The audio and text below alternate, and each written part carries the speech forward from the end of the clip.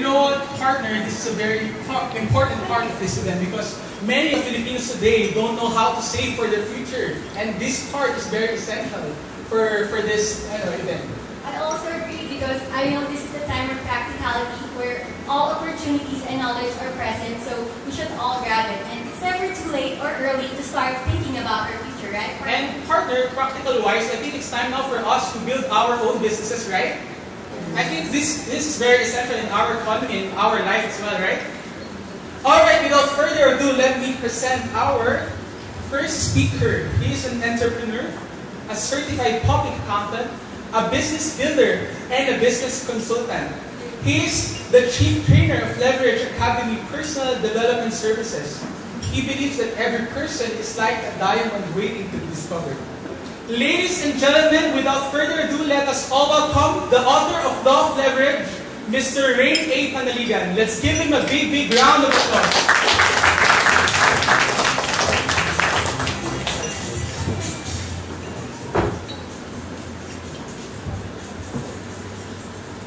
Hello guys, good morning. Good morning. Okay, so thank you very much for coming for this our event, although medyo kulang-kulang pa tayo ngayon. And because Pope is here, so medyo nakasarap pa tayo yung part for protection. By the way, thank you very much for coming. And this morning actually, I'm going to share with you a very important fact about the power of leverage.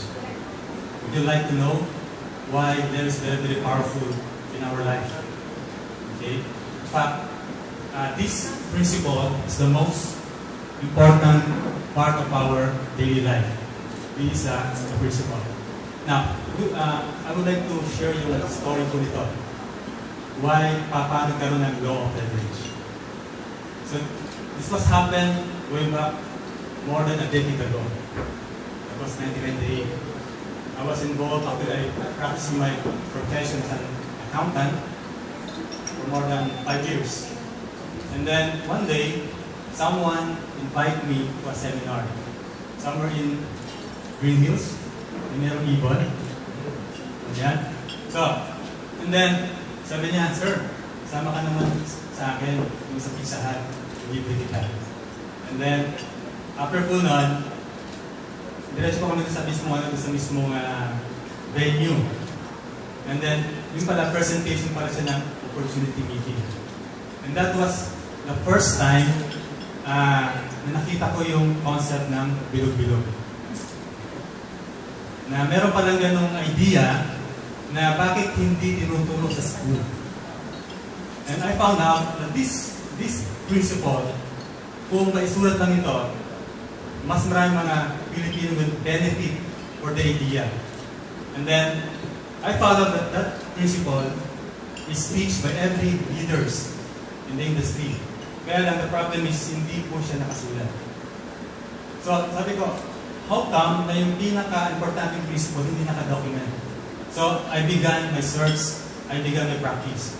In that company, I also become a leader. I built thousands of downline there.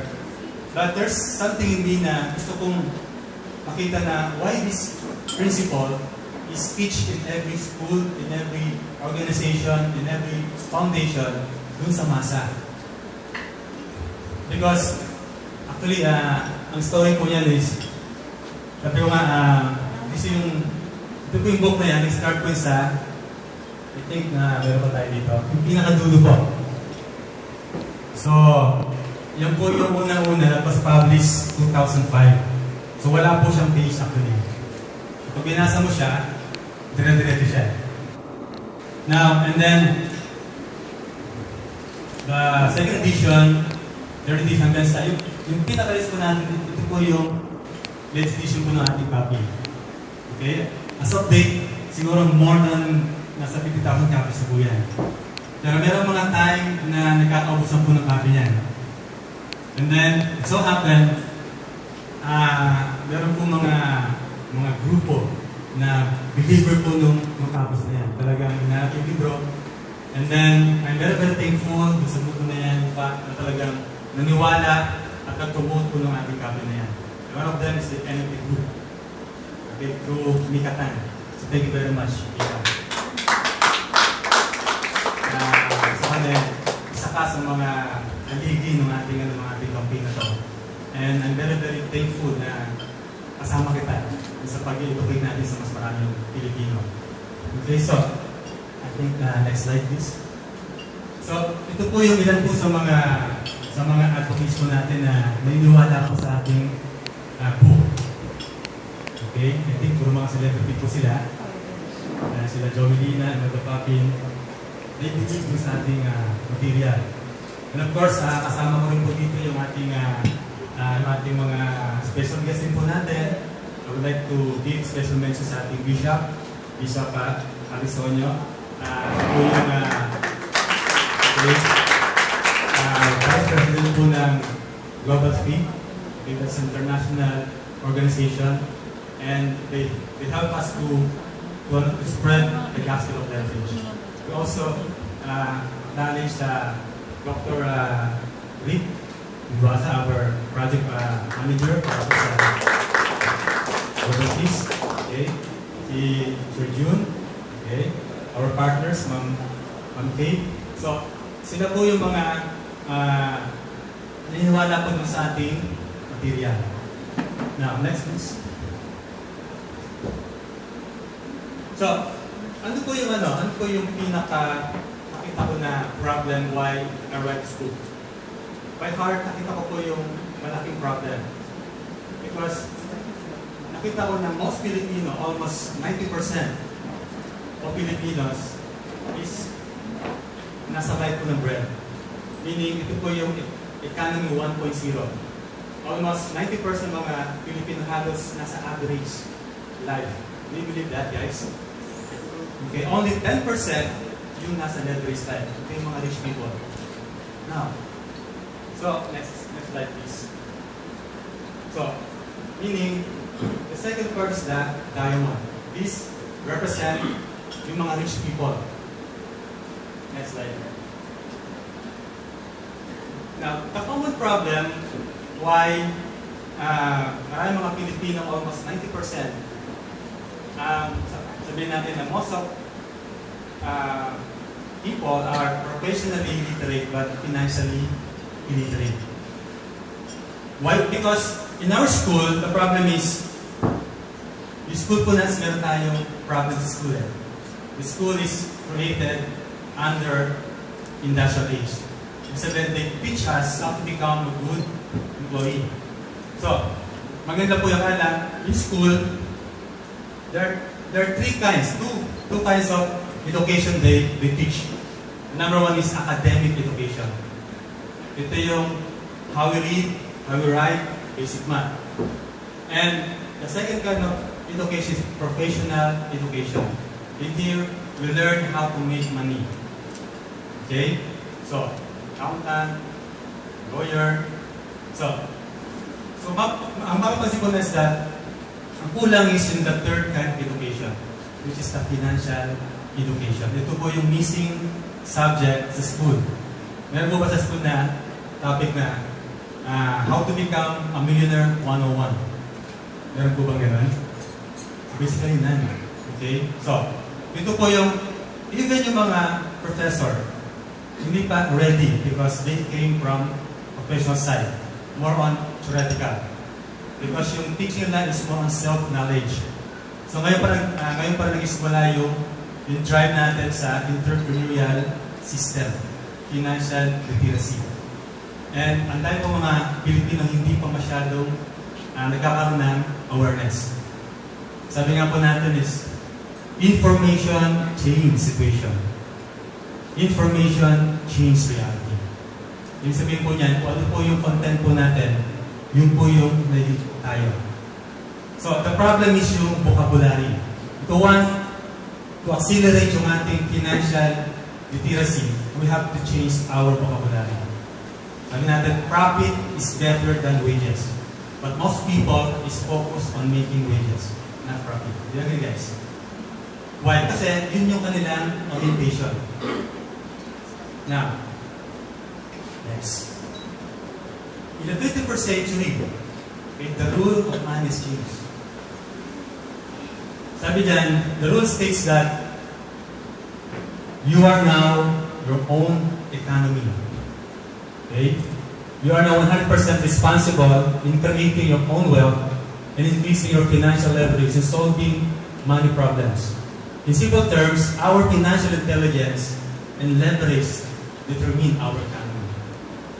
Okay, so then, yun na po yung trend po ngayon. So kung hindi po natin alam yung mga terminology na yan, yun po yung makapag-iwanan po tayo. Okay, next. Now, a brief overview about the principle of leverage. Okay, so basically, itong leverage is that we always use this term. But I'm going to share ano ba yung principle or the deep meaning of leverage. So, pag sinabi natin leverage, sa Tagalog po yan is pingga. Napipingga para siyang anything na pwede magpagaan sa atin sa form of lever. Okay? The basic definition is pulley. Okay, next. Wheel. Okay, pump. Next. Okay? So, ibig sabihin yan, leverage is anything that lessen our burden, that can create maximum or extreme result. So, for example, lever, yung ating chair. Pwede po tayong wala pupuan for the next 5 hours. Right?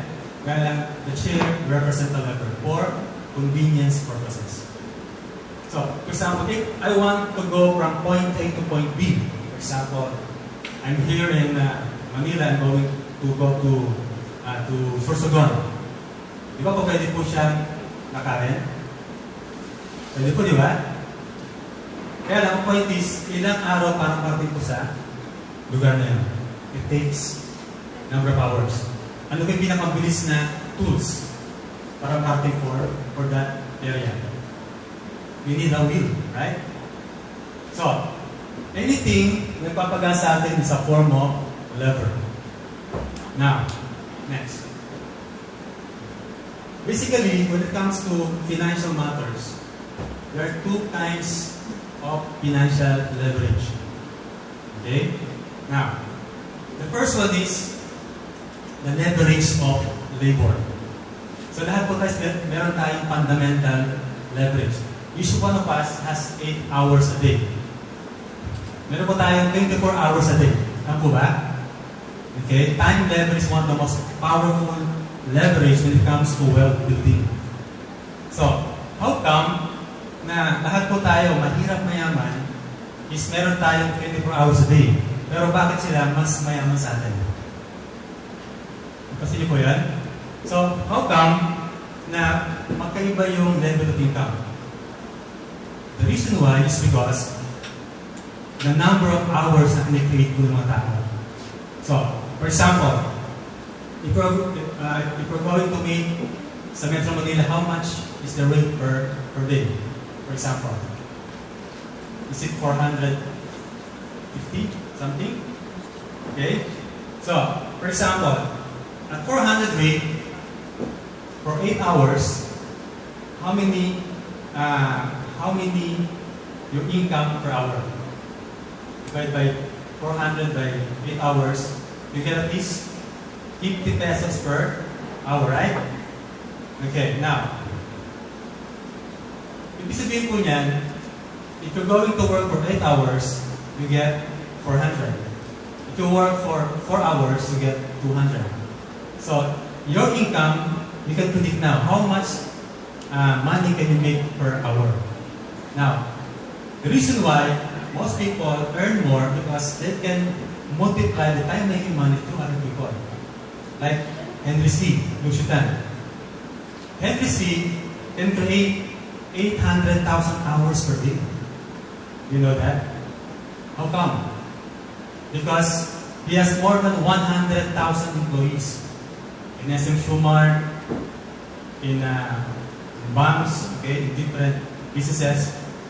He multiplied his time making money to other people. So he works smart, not hard.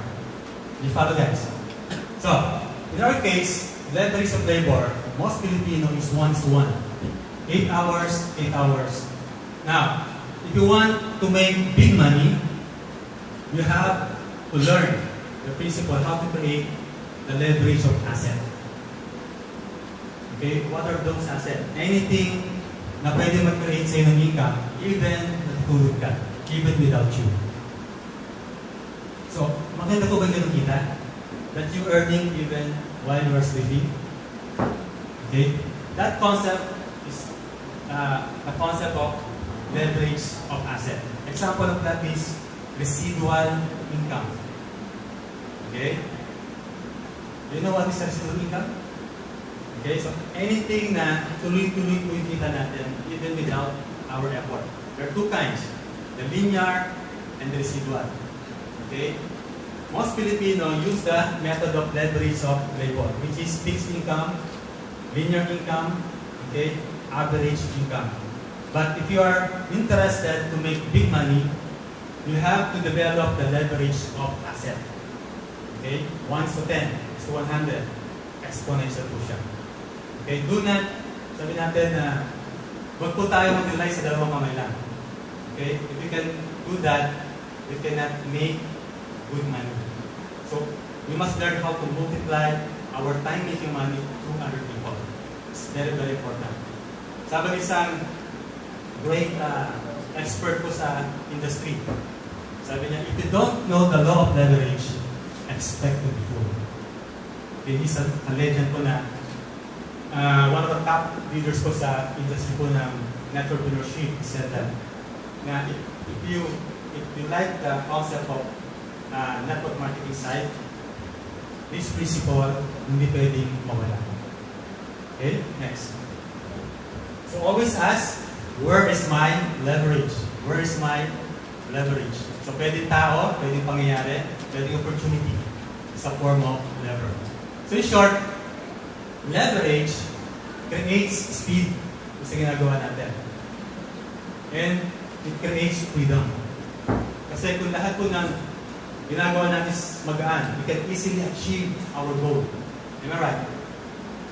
So you have to look for more leverage. So always ask, where's my lever? Where's my lever? Okay? And then, nandiyan ang para sa nasa paligid po natin yan. Okay, next. So, I would like to share a simple principle about leverage of life. Our book, this material is actually, it's not just a book. In fact, you are not having a book. You are having a powerful system. It's a transformational. Thousands of testimony po ang mga sa nakakasunod po namin na because of the book, they changed their lives.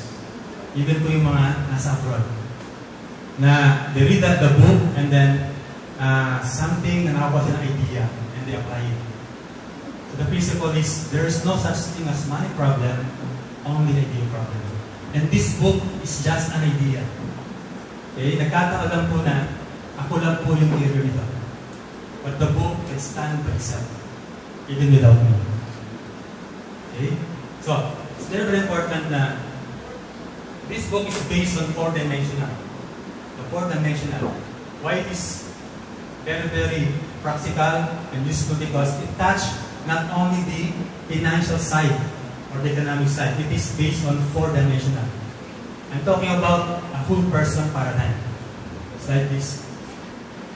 So, basically, there are 4 dimensions. The body, the mind, the heart, and spirit. Okay, and there are also 4 needs. For the body, we have to live. For the mind, we have to learn. For the heart, to love. And for the spirit, to have a legacy. And then,